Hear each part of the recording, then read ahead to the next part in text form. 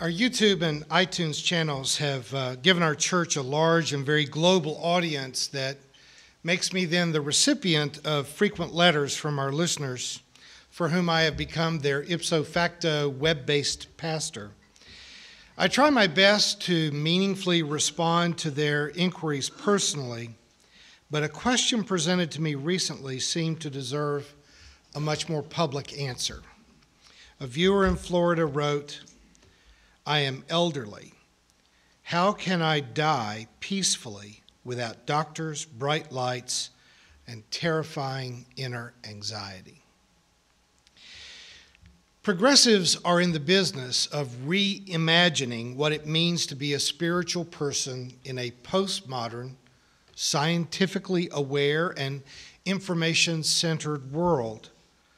But it's still a world in which children are born and people get married, or at least they want to if the law allows them to, and they still get sick, and the mortality rate is still 100%. Now, the church has historically been the gateway to life's transitions. We bless or baptize infants, we confirm or baptize young people who are coming of age, and we perform rituals around both marriage and death.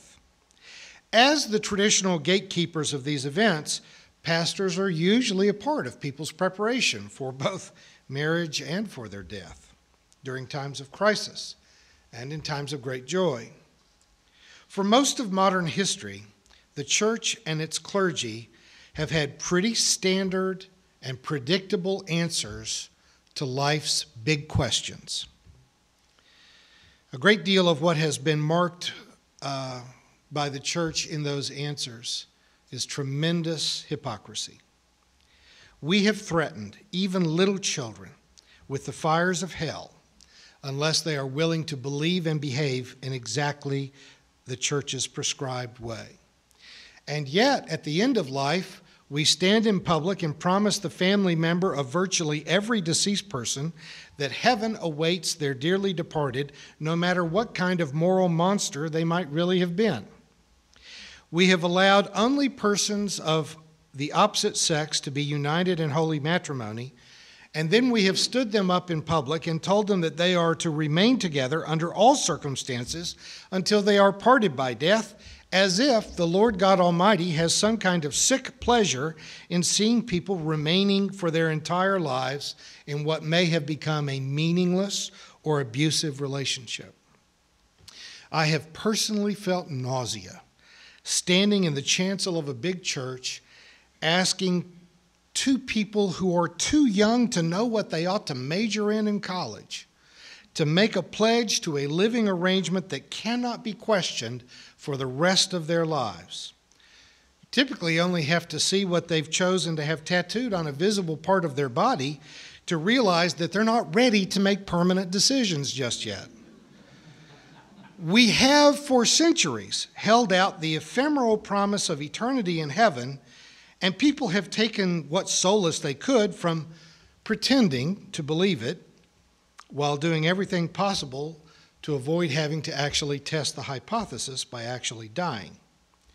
Among the modern proverbs that if we had a big entryway like they have at Burrell where you could engrave in the granite certain sayings that you want everybody to get to, I would like to say to the world about progressive faith that we have chosen to exchange false certainty for honest uncertainty. We have given up on false claims or pretending to be certain in favor of a more honest, reality-oriented, fact-based uncertainty. Sure, traditional religion had a clear and firm answer to most of life's questions. The only problem with that is that all the answers were wrong. But at least they knew them with certainty. With great faith and conviction, the ancient Egyptian kings had their bodies prepared so that their physical remains would be available to be revived in the next world. Thousands of years later, those expertly preserved bodies are now on display in museums all over the globe. Neither their faith nor their magic actually worked.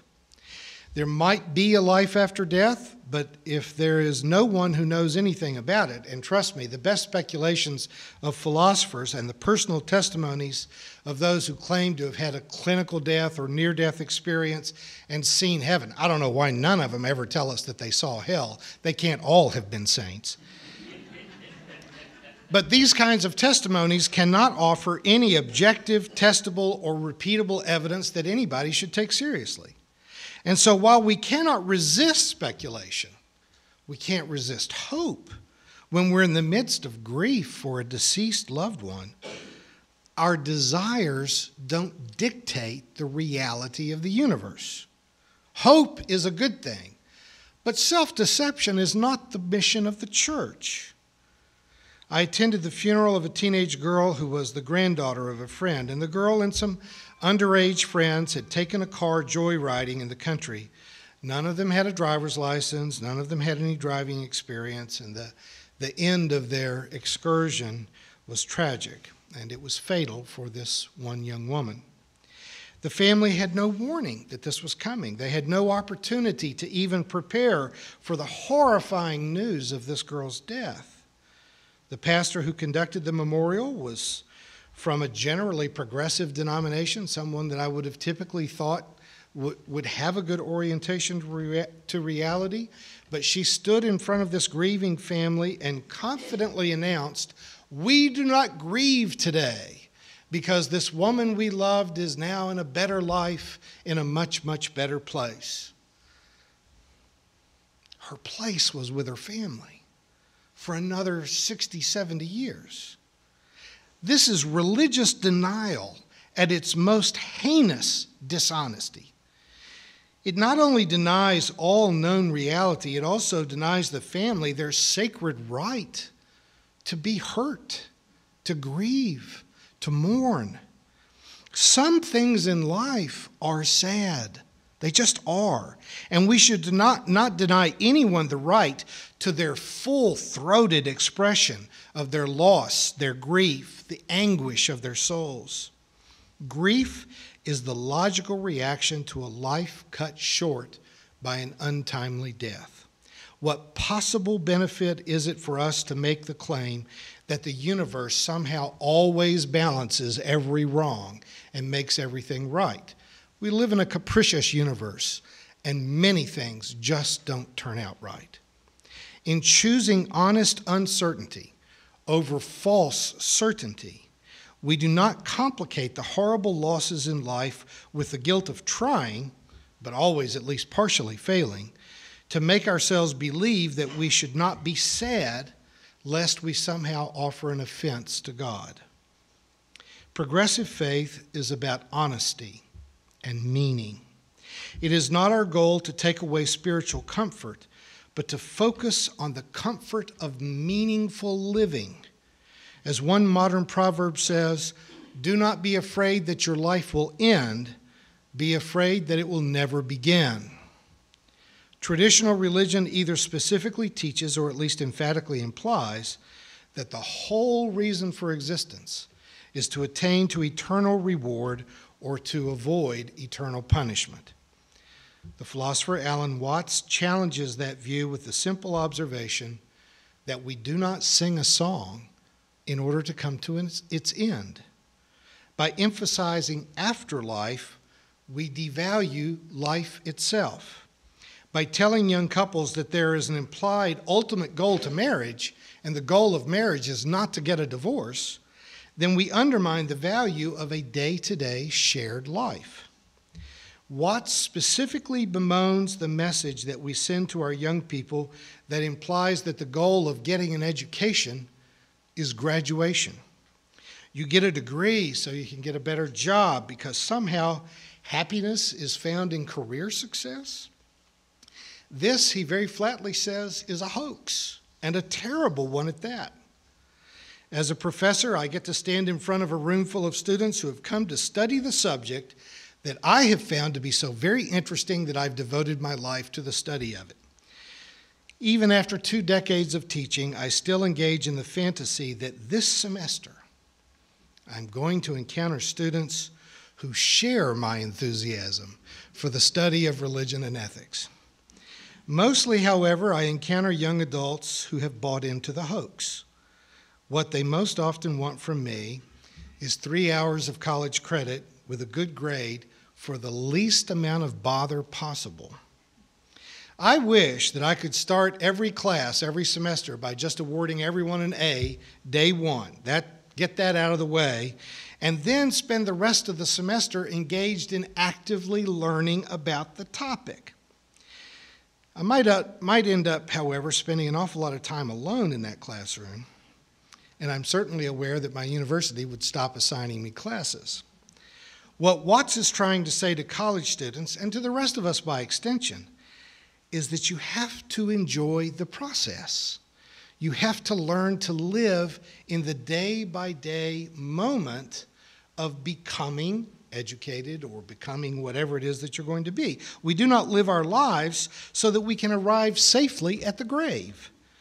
The late journalist Hunter Thompson said it quite eloquently: life should not be a journey to the grave with the intention of arriving safely in a pretty and well-preserved body, but rather we should skid broadside in a cloud of smoke thoroughly used up. Indeed, the only real answer to our mortality is to live as meaningfully as possible so that we come to the time of our death as peacefully as possible. This is not just a matter of choosing reality over superstition. It is also a choice of the present moment over constantly being controlled by anxiety about the future. Buddhism teaches detachment while acknowledging that everything is connected. That sounds like a paradox, but Buddhism teaches us that we are a part of the universe, we are connected to every other living thing and to every race of humanity, but virtually all suffering, anxiety, and anguish comes from wanting to own other things, to hold on to even our own existence, the claim that somehow there's something so unique and wonderful about me that I should never ever cease to exist exactly the way that I am now. The mortality rate is 100%, and as threatening as that reality can be, as soon as we accept that reality, it ceases to have so much power over us.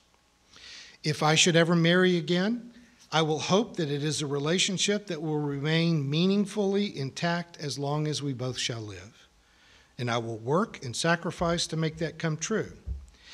I would not, however, remain in an unhealthy relationship beyond the reasonable point of it having hope of becoming healthy, just to avoid humiliation or religious guilt or the public shame of failing in marriage.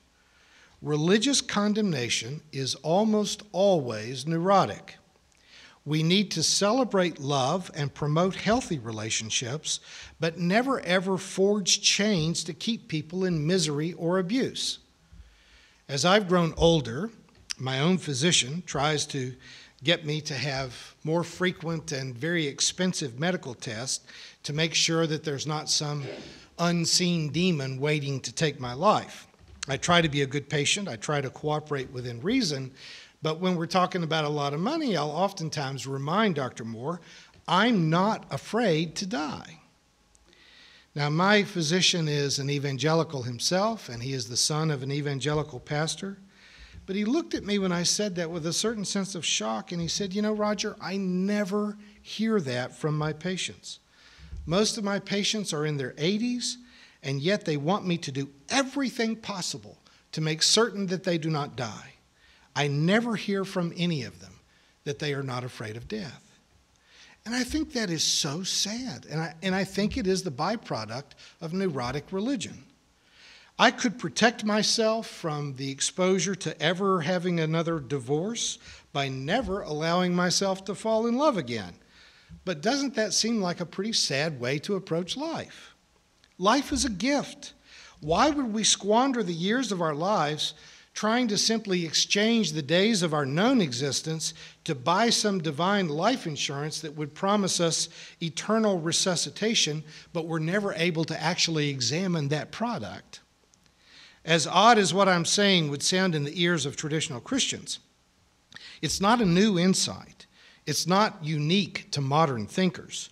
Among the most ancient of our shared scriptures are the musings of the philosopher we call Koheleth, who wrote the book of Ecclesiastes. In chapter 8, the teacher says, "No one has power over the wind to restrain the wind, or power over the day of their death. So I commend enjoyment, for there is nothing better under the sun than to eat and drink and enjoy themselves. For this will go with them in their toil through the days of life that God gives them under the sun." I always felt that my very Puritan mother was suspicious of anything that might make a person happy. Her religion taught her to live in absolute rejection of all forms of pleasure in order to gain a place in heaven. I think that's a bad bet. Even in more ancient liturgies, if you were Catholic and you were going to a priest for confession and you weren't even sure if what you had done was a sin, the priest was instructed to ask you this question: "Didst thou take pleasure in it?" How sick is that? If you took pleasure in it, there must have been something wrong with you. How neurotic can we be to live life denying ourselves every possible moment of happiness as if joy itself was an offense to God? That is the God that I think we more properly should call the devil, right? Buddhist monks practice keeping a smile on their face as a gift that they give to the world. Even when discussing very serious things, they attempt as an offering to others to maintain a very cheery appearance, which, frankly, if you can do that, can even deny death the ability to extort much suffering out of you ahead of its time. I think that the writer of Ecclesiastes is correct. We will die one day, and we cannot change that fact. So between now and that day, we should attempt to do what we can to make the world a better place, to add meaning to every day of life that we have, and we should dance and sing our way through our lives, not rushing to the end of the song. This is not a matter of denial, but a matter of defiance. We will not let mortality rob us of life while we are living, nor will we allow the prospect of personal failure to keep us from throwing our arms wide open to the potential of love, of joy, of success. The most popular early teacher of Buddhism in the United States was the very colorful monk Trungpa Rinpoche. I'll end this chapter quoting what he often demanded of his American audiences. "You cheer up. You cheer up right now."